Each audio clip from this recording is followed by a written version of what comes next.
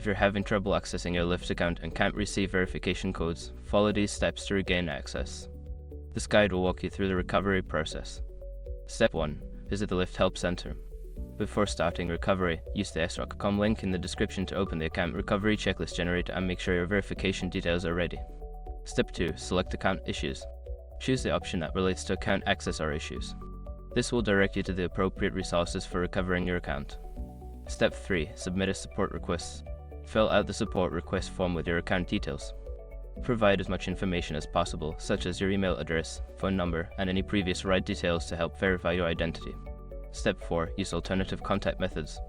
If you can't access the help center, try reaching out to Lyft through their social media channels or customer service phone number.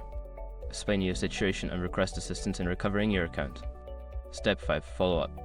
After submitting your request or contacting support, keep an eye on your email for any responses.